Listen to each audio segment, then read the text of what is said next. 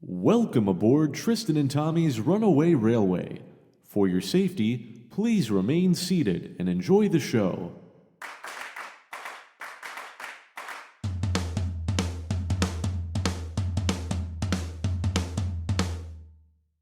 Welcome to Please Remain Seated, a theme park podcast hosted by two theme park enthusiasts that work for the industry in Orlando, Florida. We got a lot to talk about today. D23, Destination D23 did just happen this past weekend. Got a lot of updates from there that talk about. And then I will be reviewing Universal Halloween Horror Nights 32. Tristan, we have so much to talk about. There's a lot that was discussed this weekend, wasn't there? Yeah, let me ask you a question. When I sniff in, can you hear it? Were you just sniffing now? Because I didn't hear it. I just did it that whole time. You didn't hear it? No, I didn't hear any These are sniff. some quality microphones, let me tell you. Yeah. I just sniffed right here. But the reason is like my nostrils sound like an old person's nose right now, where you can hear the whistle. Maybe it's just because it's in my own head. Yeah, busy time over there at Destination D. Lots of updates. Episode 33 of Please Remain Seated. Look how far we've come. Wow. Let's hop into it. Yeah. So we're gonna kick us off before Destination D. Another thing that was announced. I don't believe this was announced part of Destination D. Maybe it was. I don't know. But it's Hong Kong Disneyland Frozen Land opening November 20th. Okay. Good for them. Good for them. They got a sweet looking family coaster headed over there. Wandering Oaken sliding sleighs. I've seen the pictures of the construction of it and the concept art, and it looks fun. It looks funner than what's that disappointing thing in Magic Kingdom that people still wait 2 hours for? Seven Dwarfs Mine Train. Yeah, that one. Yeah. Frozen Ever After, replica of Epcot's Frozen Ever After, which reminds me.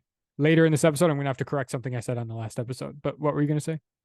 I was going to say, I find it so weird that they would completely clone that ride, since that was just a reskin of another ride. But yeah, it's kind of interesting. Yeah. Like, imagine if you took all the flesh off a body and then put new flesh on it. And then over in Tokyo, they were like, we're going to do that too.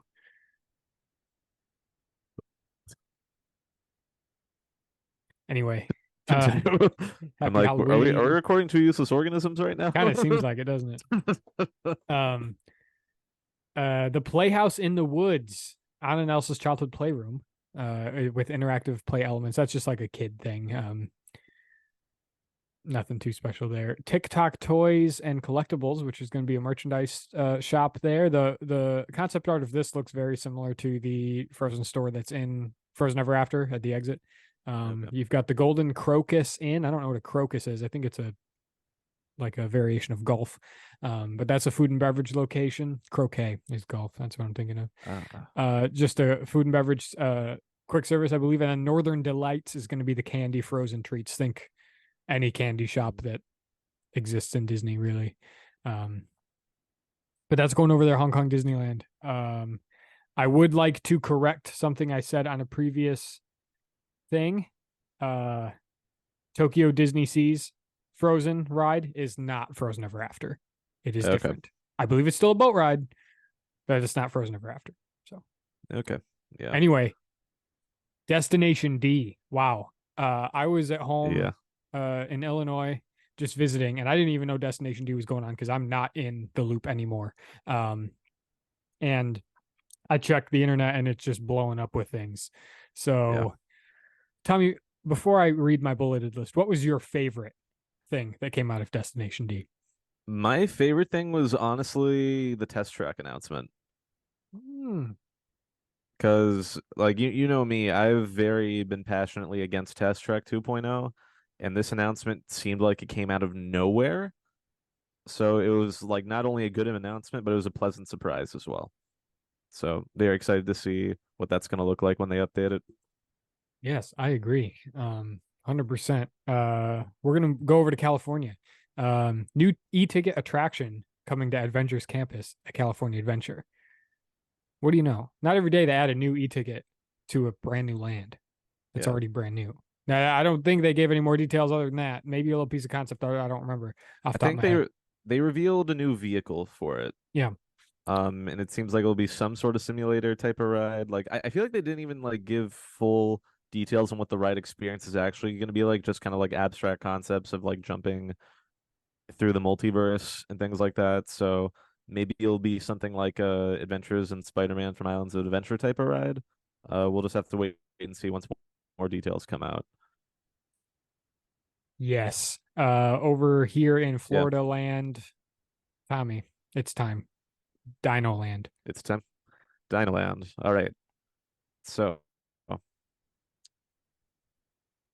I definitely prefer this uh concept over the one they announced last year that they were potentially going to do. Tropical Americas with Encanto and Indiana Jones. Now those IPs are a little peculiar. Granted, I think aesthetically it will fit into the park very well. Um, Now I've got to be honest. Anytime anyone has ever said, "Yo, they should retheme Dinosaur to Indiana Jones," I'm like, "Why? You got Indiana Jones on the West Coast. Let us keep something original."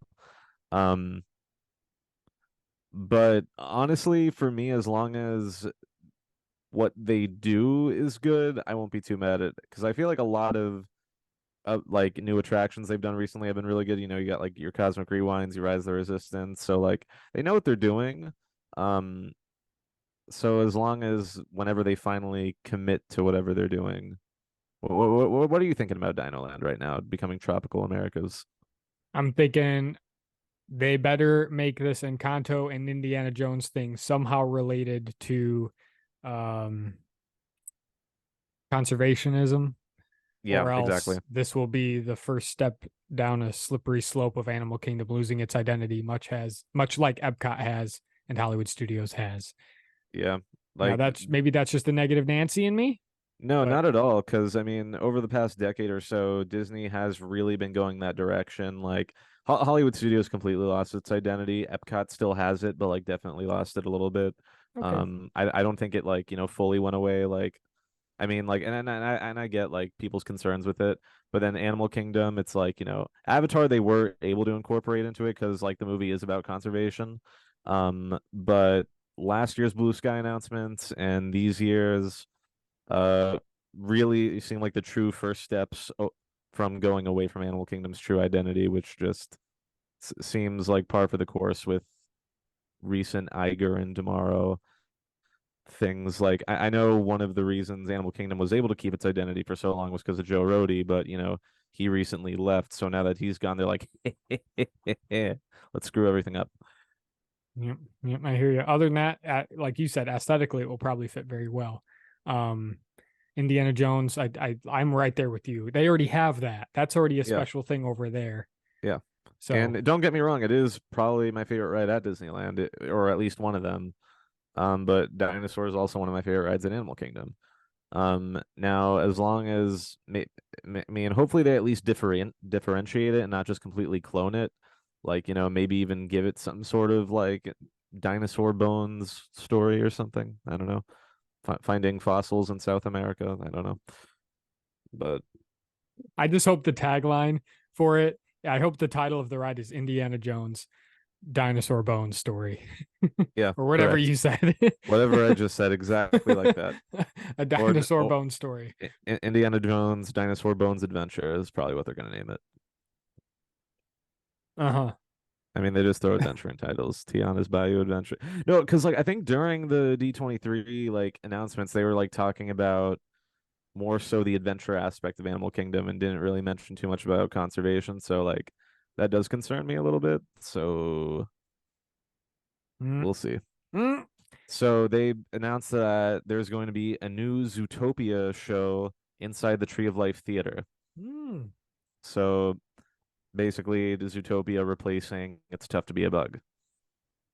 I hate when they do that, when they announce a new Yeah, thing and they tell you where they're putting it, and then a few minutes later you realize what they have to close to put that there. Yeah. yeah, yeah. You know all about that. For those that don't know what we're talking about, what was it in 2017? They announced Mickey and Minnie's Runaway Railway was going to go in the Chinese theater, and then like what a month later they said movie ride is closing in a month.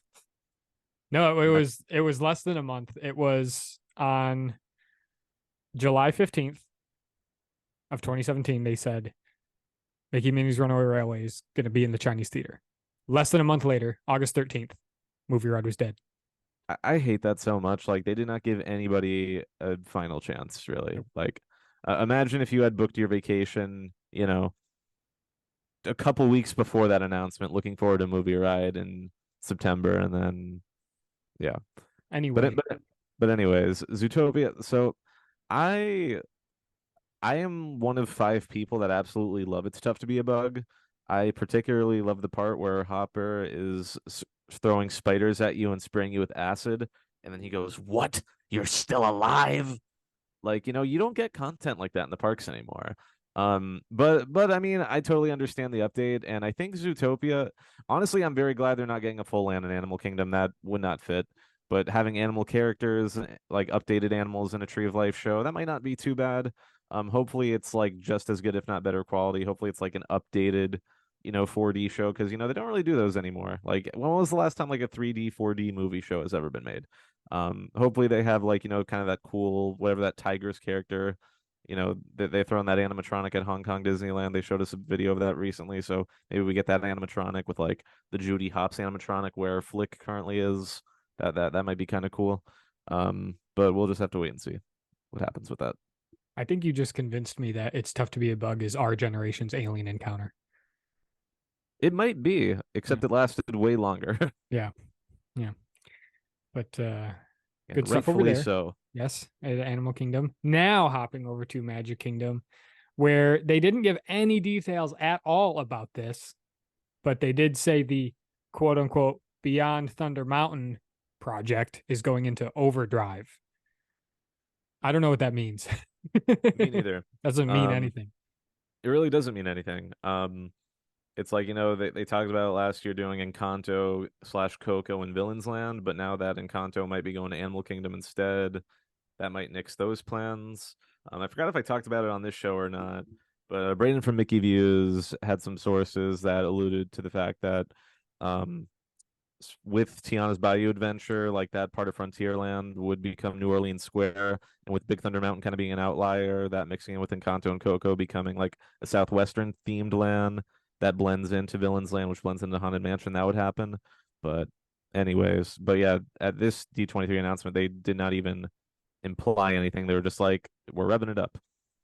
Um, so it's like, didn't a few months ago they said they had like mentioned something about like we heard the reaction to Villains Land, so I'm assuming they're going that direction, um, at the very least. So, but we'll have to wait and see in 10 years when they finally, start construction on it. That's the thing with him saying that it's going into overdrive. Now I feel like it will be harder for them to backtrack when they want to scrap this, however long from now, like they seem to do with so many things. Yeah, Moseying on down from Frontierland into Adventureland. I'm excited for this. A new pirate tavern is coming to yeah. Magic Kingdom, so some sort of food and beverage location. It's a Maybe pirate kind of a lounge. right? In Adventureland, Pirates of the Caribbean themed. Can't go Yeah. wrong. Big draw for the old school people. The Barker Bird will be coming back. Yeah. Classic character from Pirates of the Caribbean of old. Mhm. So I'm excited for that. I'm wondering where it's going to go. If they're just going to maybe venture backstage, maybe somewhere next to Pirates, or if they're just going to straight up tear out Tortuga Tavern because that's not a Yeah. special place at all. Yeah, honestly, like I feel like Tortuga Tavern would make a lot of sense. Or even like there's like one big dining section of Pecos Bill that doesn't get used, so they can even potentially use that as well. Um, I'm also curious because they said a Pirates Lounge, so this might be like the first lounge that serves alcohol in the Magic Kingdom. Because like you can get it at, I think you can get alcohol at Skipper's Canteen. Yeah, you can. And what was the freaking Beauty and the Beast restaurant that everyone loves? Be Our Guest. You get alcohol there, but like there's no other place that serves alcohol in the Magic Kingdom. So this could be like finally a bar at the kingdom, which would be kind of cool. I'm still just thinking about that Bones the Ride, Indiana Jones. Bones the Ride. Bones the Ride. Bones Bones the Ride. Adventure. Bone. Okay. Country Bear Jamboree. Yeah. Going back to Frontierland because I didn't type this in order. Country Bear Jamboree overhaul coming to Magic Kingdom in 2024. A brand new Country Bear Jamboree. This I am divided on this. Yeah. Excited it's getting some love and some attention. Not Mhm. excited that they're getting rid of a 1971. Blood on the saddle. Yeah, if they get rid of that, I'm gonna I'm be burning so it down. sad. Yeah. And all the guys that turned me on turned me down. Like, how can you get rid of that? They're 100% going to get rid of that. There's no, I know, man. I don't Like, why think would you they can do say that. that? Yeah. That's so funny. Like, So I mean that's exciting. Like I said, sad but exciting. Let us know in the comments below like, what you think are they about really that. going to draw any more or any less by keeping it the way it is? Come on. But I no, don't think it so. is nice that they are giving the animatronics some love at least. True. Hopefully the new show still has some charm of the original. I agree. Before we hop out of Destination D things that are theme park related, there's one more, and I want you to take this one, Tommy, because it's your park that you love so much. Epcot Nighttime Spectacular. Ooh, yeah, that's right. But on December 5th and not 6th, Epcot will be debuting Luminous, the Symphony of Us. They didn't really give too many details about the show itself, but that it's going to be a brand new nighttime spectacular. That name combines Illuminations and Harmonious. I'm curious how intentional that was. Um, and I guess it'll be harmonious without the giant barges completely in the way. It's like they have been like working on infrastructure in World Showcase Lagoon over the last few months. Like there's random like black pipes sticking out of the lagoon. So hopefully they don't look as terrible when they're all done with it. We'll see. Um, Tristiana, what are you how you feeling about Luminous, the Symphony of Us? I'm jaded. I'm jaded at this You're point. They jaded. just keep bringing things in and out and in and out and in and out. So like, why do I care anymore? Yeah, I mean, we'll see what it's like. I mean, I honestly was a Harmonious fan, but then they only let it stick around for a year and a half. Um, Epcot Forever, I haven't even like really gone back to see, and like I always liked that show, but recently I've just been, whatever. Eh, eh, eh. Destination D. What a time. Destination D. They also did announce the official Journey of Water opening date being October 16th. Currently, previews are going on. Tristan, have you been able to preview Journey of Water No, yet? I don't care. Okay, yeah. Hopefully, I'll be able to. Maybe we'll do a cute little review. I mean, I've been hearing nice things about it. I mean, it's just a cute little ambiance. What do you call it? Something attraction, good for kids, whatever. Garden section of Um, Lowe's. yeah, Sorry. garden section. But then you get to do cool things with water. Okay. Test track. Whatever. For more details, they said that the new retheme is going to take inspiration from the old attraction that used to be in the test track building, World of Motion. That I like. That I Yeah. like. Yeah. So it's like they're kind of going back to their roots. And we love a good retheme that isn't IP based either. So, that's kind of cool. Not just slapping one on and it'll go back to classic Epcot. So that should be pretty neat. Neato. Neato. And then also D23 announcements. Star Tours, every Star Tours attraction in the world is getting Ahsoka. But do we know what that really means? Is it's just going to be a scene That's that going to be exists? that's going to be one of the random options you can get, I guess Random now. options is on some planet that exists in Ahsoka, something like I that. guess so. Yeah, I don't something know. like that. But I actually like most of these announcements, but we're going to end it with something I really, really like. That's the cruise line. Okay. They kind of slipped in, a little detail that's a big deal in the cruise line world, and that's the name of the Asian ship that they bought from a sinking, no pun intended, cruise company. This ship is going to be called the Disney Adventure. Now, just as you mentioned earlier, how they just throw the word adventure and everything, they literally They named do. this boat the Adventure.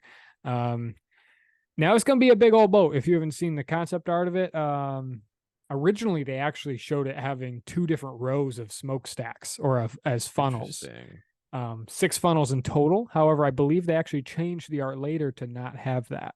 But anyway, this is going to be by far like the biggest ship. I believe it's just huge when you look at the concept art of it. Now, it's not going to say the biggest ship forever because the way things are going, they'll just get bigger and bigger. But yeah, Disney Adventure, that's going to be an Asian exclusive cruise ship that's only going to travel around Asia, because I guess the cruise business in Asia is, I don't know, what's the word, densely populated enough for that area to just keep the ship in Asia. But anyway, that kind of wraps up the news, which was just a heck of a time. Really was a heck of a time. There's two other very important pieces of Epcot information we missed too.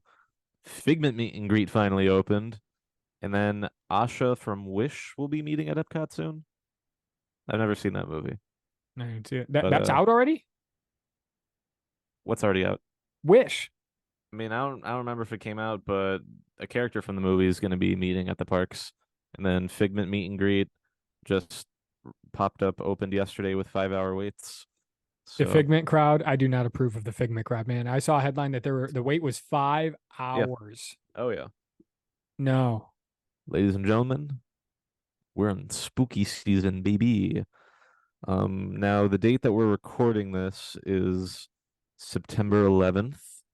There has been one, two, three, four, five, six, seven Halloween Horror Nights so far. I've been to four of them, including the first two nights.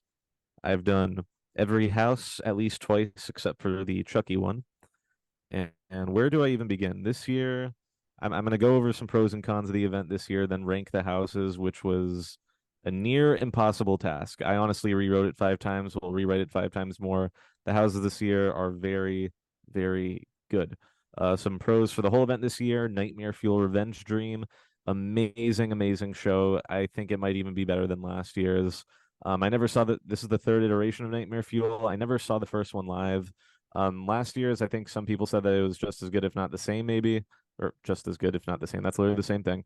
Some people complain that it wasn't that much different, and I feel like this year they added more story to it. For those that aren't familiar with the show, it's a lot of butts and fire, dancing illusions, and it's honestly a wonderful, wonderful show. But then this year, I feel like they even added a little bit more story to it, and very much obsessed with it. The original houses this year are absolutely incredible. Really good set pieces in all the houses this year. Some of the food items this year are pretty good. There's two different Last of Us food booths, and I got the ravioli. I got my Fedra food can rations right here. I cleaned the can so I can keep it. But there's some ravioli that was really good. They also had a cordyceps corn dog. Phenomenal stuff. The Vamp 69 and Jungle Expedition Horror scare zones were also amazing. And also the merch this year. Like, there's way too much good merch. I think I've already purchased like 5 shirts, and like I will purchase more things. I also got like a mug, like a tea mug with Vecna on it, and like it looks really cool. I wish it wasn't in my dishwasher right now. Some cons. Now I said there's good food, but the number of food booths this year seem to be lacking. At one point, we were going towards the back of the park to go to Last of Us, and we wanted to get food on the way, but we didn't pass a food booth that we liked, so we went further to the back of the park, and there was not anything there. And then at the front of the park, there isn't as many food booths as there was. So the lines for the food this year are going to be a bit longer, unfortunately. Now the IP houses, like I did say, I do love all the houses this year, but I feel like the IP houses did underdeliver a little bit. I'll get more into that when I rank the houses. And then this is an issue that's every year. But the ambiance for the queues, they just don't really do enough for them. You know, it's all a bunch of switchbacks that are backstage. But like I mean, last year during the weekend house, they were blasting the weekend throughout the queue, so that like made the queue kind of a party.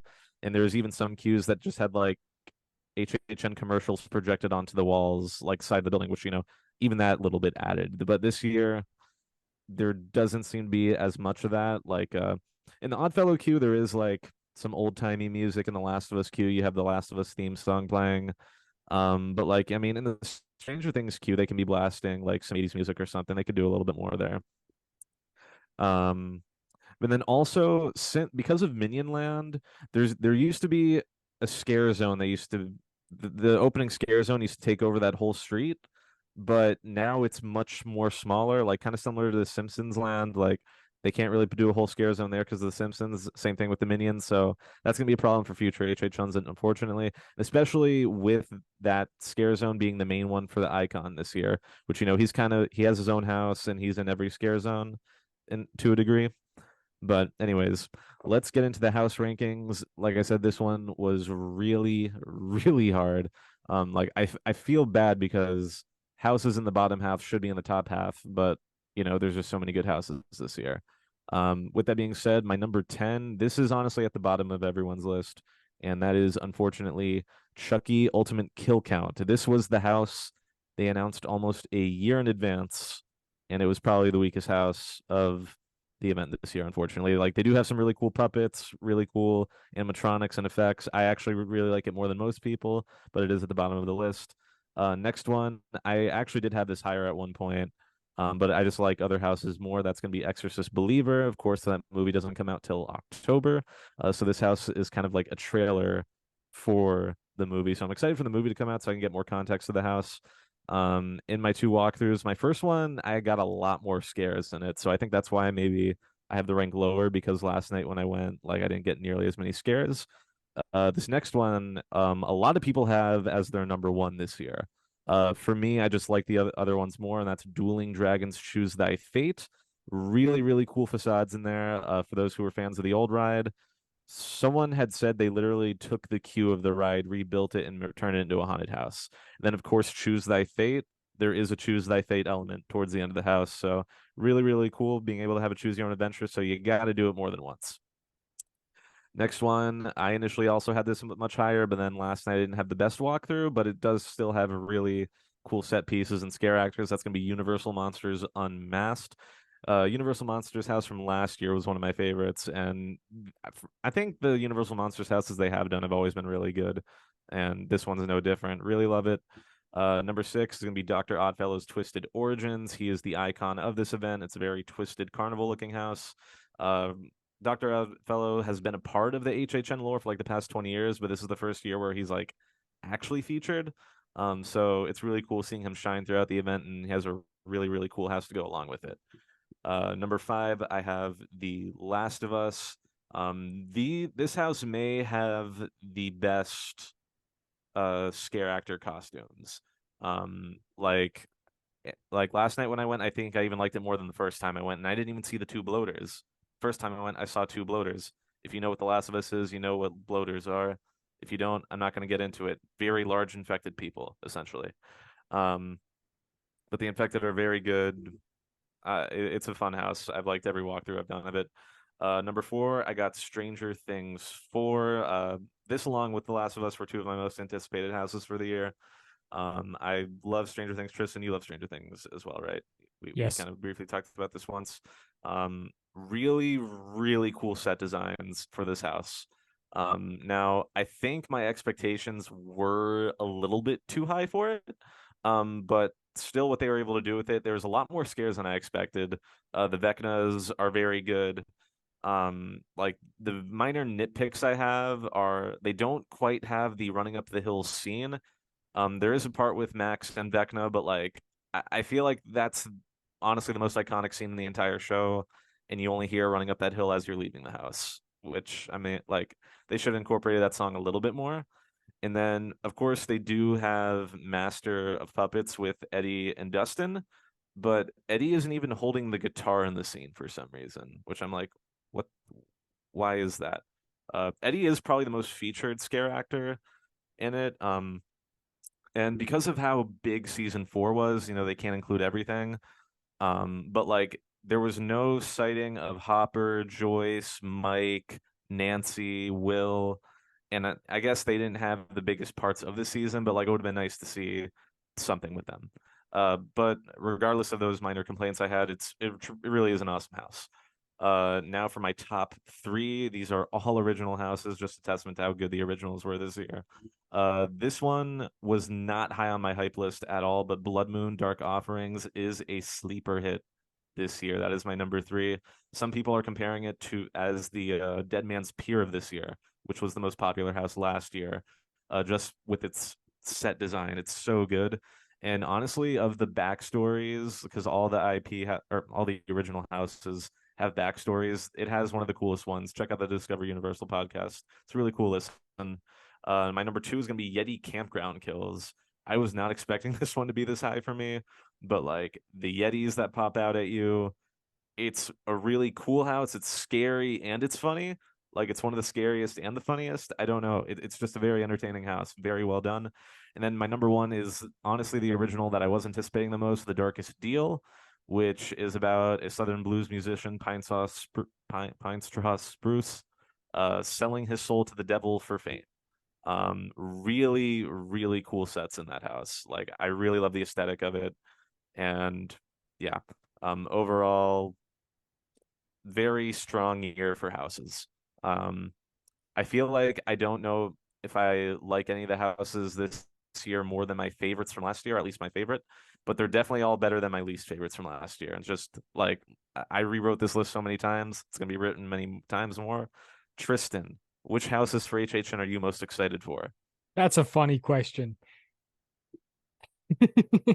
I saw you were smirking when you asked that. You know I'm not going to go. Uh, um, so hold on. They ripped off Devil Went Down to Georgia and just renamed the guy Pine Straw Spruce. I guess so. Is Devil Went Down to Georgia a real story? It's not real as if it happened, but it's a song. Oh, okay. I guess they You've never probably heard did. that song? I, you know, I think I have now that you mentioned it. But that what you described sounds like that song. But Yeah, I I mean, can't get past the name Pine Straw Spruce. That's the worst name I've ever heard. that's probably why that's probably why he had to sell his soul to the devil to get famous because he had a stupid name. I don't know. But cool house. Very surprising. Very surprised at how good the scare actors were. Like surprising amount of scares in that one. Um, yeah, that is it's a fun year. Well, we want to thank everybody for listening to our show. We really do appreciate it. Why don't you go ahead and leave us a rating and review on Apple Podcasts and Spotify? We sure do appreciate that. Go ahead and follow us on Facebook, Twitter, Instagram, and subscribe on YouTube. We sure do appreciate that. You can donate to our show for as little as $3 a month. We sure do appreciate that. And check out our Not Safe for Work comedy podcast, Two Useless Organisms. We sure do appreciate that. I appreciate you and your beautiful face. Thanks, Tommy. You have such a beautiful smile right now. I think Just your want, just want, torso is just want to, pretty good. I like your dude. torso. No one has ever said that to me before. That is so nice. You're welcome.